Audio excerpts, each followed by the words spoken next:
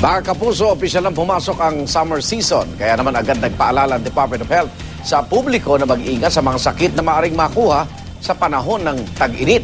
Narito ang report ni Dano Tingkungko. Ilabas na ang payong, shades at iba pang proteksyon sa init ng araw dahil ayon sa Pag-asa, summer is officially in.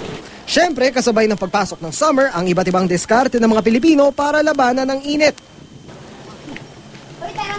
Hindi na kayo siguro magtataka kung bakit kumakain ako ng halo-halo ngayon. Sa sobrang init kasi ng panahon ngayon, ito ang karaniwang diskarte ng mga kababayan natin para malagpasan ng tag-init. Pero hindi lang ako ang naghahalo-halo dito sa kalsadang to. Kasama natin ang mga Golden Girls na sina Nanay Emma at sina Nanay Jovita. So Nanay, anong hawak ninyo ngayon? Halo-halo. Halo-halo. Ba't ho kayo naghahalo-halo ngayon? Kasi mainit ang panahon ngayon. Ano ho bang nararamdaman ninyo kapag tag-init? Siyempre, nainitan tayo, masakit sa ulo, at saka parang hindi ka komportable sa sobrang init. Diba? Thank you po. Enjoy yung halo-halo po ninyo. Hindi lang halo-halo ang pwedeng inumin o kainin kapag mainit ang panahon dahil dito sa buong kalsadang ito sa San Juan ay hindi lang mga halo-halo stand kundi iba pa rin mga pwedeng inumin at kainin para malagpasan ng tag-init. Tara! Sa Quezon City naman, kahit hindi pa weekend, ipinasyal na ni Nanay Honey ang mga anak at apo sa swimming pool malapit sa kanila. Pupunta kami dito para mag-enjoy. Tapos, mabawasan yung stress.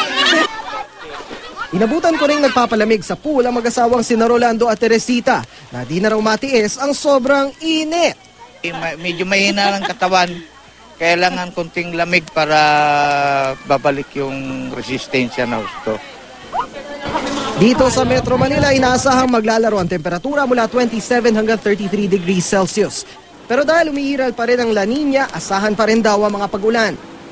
Meron din mang pag-uulan pero inaasahan natin mga isolated ng pag-uulan dito sa Visayas at sa Mindanao. At huwag natin kakalimutan ay nandito pa rin yung epekto ng La Nina. So, ang maapektuhan niya dito sa eastern section. Dahil posibleng sala sa init, sala sa lamig ang summer 2012, paalala ng DOH mag-ingat sa mga respiratory diseases gaya ng ubot-sipon. Gayon din sa mga sakit tuwing tag-init tulad ng heat stroke, dehydration, skin rashes at diarrhea. Dala na rin ang panahon, of course. So, pag mainit, you lose a lot of fluids. So, napaka-importante na meron tayong baon tubig.